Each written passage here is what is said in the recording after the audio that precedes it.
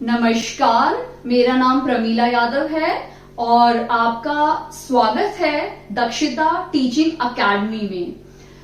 आज मैं बात करूंगी एनवीएस 2022 में वैकेंसी निकली हुई है नर्वोदया स्कूल की और उसके बारे में मैं पूरी डिटेल्स आपको बताऊंगी। सबसे पहले हम बात देखते हैं इसकी डेट। इसकी जो तारीख है वो 2 जुलाई और से 22 जुलाई तक है। तो जो इसमें इंटरेस्टेड है, जिनको इसमें एग्जाम देना है और इसमें भर्ती होना है नर्वोदया स्कूल में, तो मैं आपसे गुजारिश करती हूँ कि आप 2 तारीख तो वैसे निकल चुकी है, बट 22 जुलाई से पहले आप अपना फॉर्म फिल कर दीजिए, नहीं तो बाद में ऑनलाइन फॉर्म फिल करने में बहुत दिक्कतें आती है। और एक और बहुत इंपॉर्टेंट बात है कि ये फॉर्म का जो एग्जाम होगा वो टोटली ऑनलाइन होने वाला है आपका, मतलब ऑनलाइन आपको ये एग्जाम देना होगा।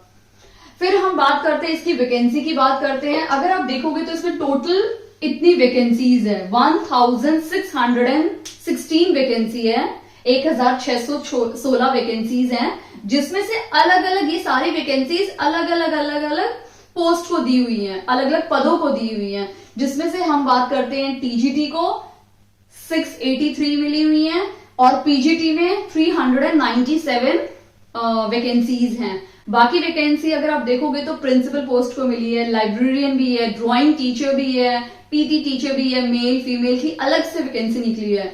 और टीजीटी में 3rd रीजनल लैंग्वेज का भी अलग से वैकेंसी है इस बार। रीजनल लैंग्वेज वो लैंग्वेज होती है जो अपनी मातृभाषा होती है, जैसे पंजाब में पंजाबी सिखाई जाती है, आसामी, गुजराती, मेघालय, बहुत सारी लैंग्वेजेस हैं। दूसरा बहुत महत्वपूर्ण बात है कि समय। इसमें इस पूरे एग्जाम को लिखने के लिए आपको 3 घंटे का समय दिया जाएगा।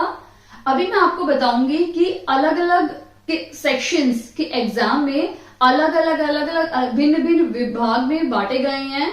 तो मैं वो बताऊंगी कि फर्स्ट सेक्शन में क्या आने वाला है, सेकंड सेक्शन में क्या आने वाला है और कितने मार्क्स का आने वाला है। हम बात करेंगे सिलेक्शन प्रोसेस की, कि जब सिलेक्शन होगा, जब आप एग्जाम लिखेंगे तो आपके कौन कौन से प्रोसेस होंगे। तो सबसे फर्स्ट प्रोसेस होगा रिटन एग्जाम, जिसका अभी डेट दी हुई है 2 जुलाई से 22 जुलाई तक आपको फॉर्म फिल करना है। तो उसके बाद आपका हॉल टिकट आएगा, आपको एग्जामिनेशन सेंटर पता चलेगा और आपको उस एग्जामिनेशन सेंटर में जाके आपका रिटन यानी लिखित एग्जाम लिखना पड़ेगा।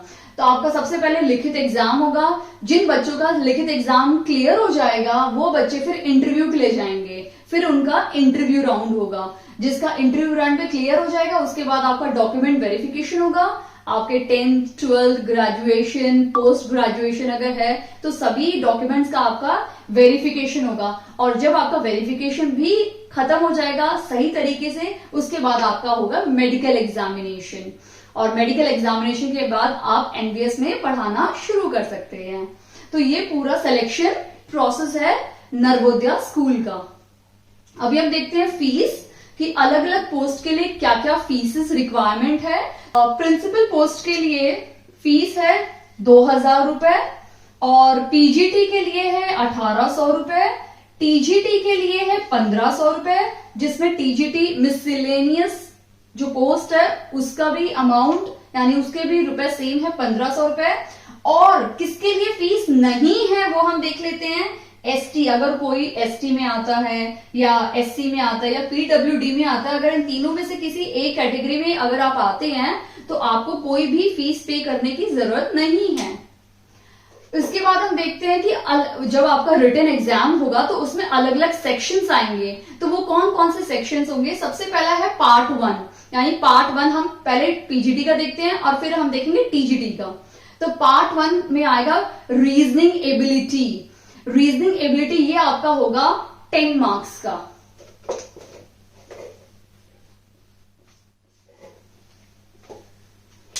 तो ये रीजनिंग एबिलिटी आपका 10 मार्क्स का आएगा पीजीटी में। फिर सेकंड पार्ट है जीए यानी journal awareness. Journal awareness PGT में और टीजीटी में थोड़ा थोड़ा डिफरेंस है। पीजीटी में आएगा 20 मार्क्स का और टीजीटी में आएगा 10 मार्क्स का।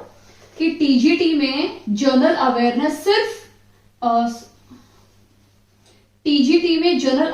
सिर्फ 10 मार्क्स का आएगा, बट पीजीटी में वही जर्नल अवेयरनेस आएगा आपका 20 मार्क्स का।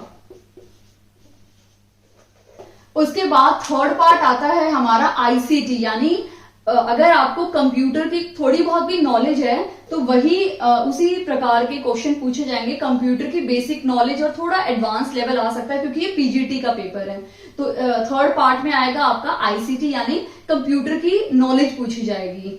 फिर फोर्थ पार्ट है आपका टीचिंग एप्टीट्यूड, ये भी 10 नंबर का है। अगर हम देखेंगे कि पार्ट 1 10 नंबर का है, पार्ट 2 यानी जनरल अवेयरनेस पीजीटी में 20 मार्क्स का है। Third part ICT computer knowledge, वो भी 10 मार्क्स का है। और फोर्थ पार्ट है टीचिंग एप्टीट्यूड, मतलब टीचिंग से रिलेटेड आपके एप्टीट्यूड आएंगे, आपके कुछ पेडागोजी टाइप इसमें पूछ सकते हैं, वो होगा आपका 10 मार्क्स का।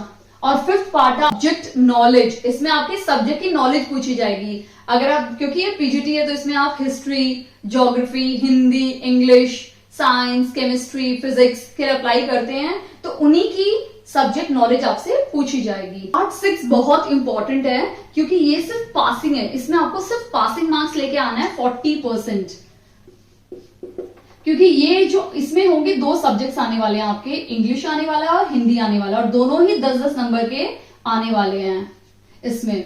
तो आपको 10 में से कम 4 नंबर लेकर आना है। जब आपका 4 नंबर क्लियर हो जाएगा इसमें, उसके बाद आपके बाकी 5 पार्ट चेक किए जाएंगे। और अगर आप 4 नंबर लाने में असमर्थ रह गए, नहीं ला पाए, तो आपके ये जो सेकंड पार्ट है, ये जो पूरा पोर्शन है, ये चेक नहीं होगा। तो ये आपका लैंग्वेज कॉम्पिटेंसी टेस्ट पहले चेक किया जाएगा और देखा जाएगा कि क्या आपने ये क्लियर किया है या नहीं किया, क्योंकि जब आप बच्चों को पढ़ाएंगे तो ये 2 सब्जेक्ट नॉलेज बहुत इंपॉर्टेंट है।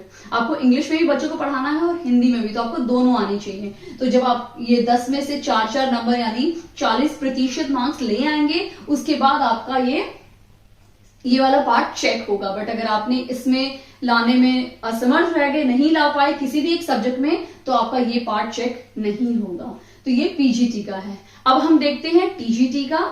ना ज्यादा डिफरेंस नहीं है, अगर हम देखेंगे तो सिर्फ यहाँ पे एक डिफरेंस है कि 20 मार्क्स का ना आते हुए सिर्फ 10 नंबर का आता है। और इसमें जो एक लैंग्वेज है, इंग्लिश हिंदी के साथ एक रीजनल लैंग्वेज भी जुड़ जाती है, और वो भी 10 मार्क्स की होती है। तो टीजीटी में क्या है, अगेन पार्ट 1 रीजनिंग एबिलिटी आएगा 10 मार्क्स का, पार्ट 2 जनरल अवेयरनेस भी 10 मार्क्स का आएगा, पार्ट 3 कंप्यूटर की नॉलेज भी पूछी जाएगी, वो भी 10 मार्क्स की आएगी, पार्ट 4 टीचिंग एप्टीट्यूड भी 10 मार्क्स का है, पार्ट 5 सब्जेक्ट नॉलेज ये 80 मार्क्स का होगा।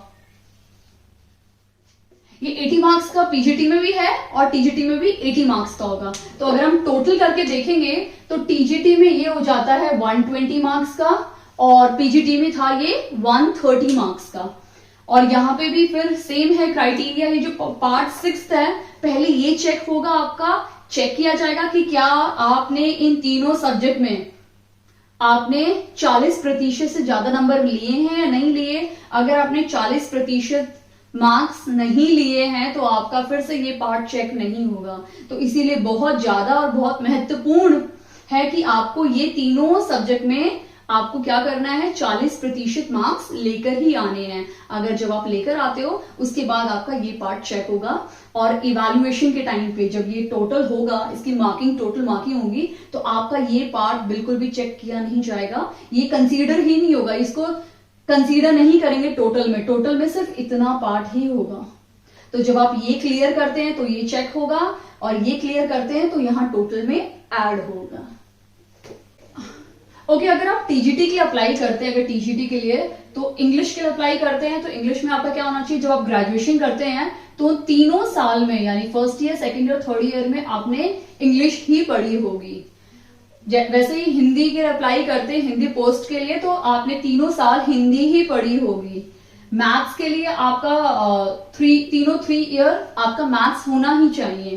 साइंस के लिए आपका फिजिक्स भी हो सकता है, केमिस्ट्री भी हो सकता है, मैथ्स भी हो सकता है, या फिर बायो हो सकता है, जूओ हो सकता है, और केमिस्ट्री हो सकता है। अगर आपके पास ये 2 कॉम्बिनेशंस है तो आप मैथ्स साइंस के लिए अप्लाई कर सकते हैं। आपके पास फिजिक्स, केमिस्ट्री, मैथ्स का कॉम्बो होना चाहिए, या फिर आपके पास बायो, जूओ और केमिस्ट्री का कॉम्बिनेशन होना चाहिए, तो आप मैथ साइंस के लिए अप्लाई कर सकते हैं, साइंस टीजीटी टीचर के लिए। फिर है एसएस, हिस्ट्री, ज्योग्राफी, सिविक्स या कोई भी सब्जेक्ट है तो आप उसको एसएस के लिए अप्लाई कर सकते हैं। नेक्स्ट है पीजीटी।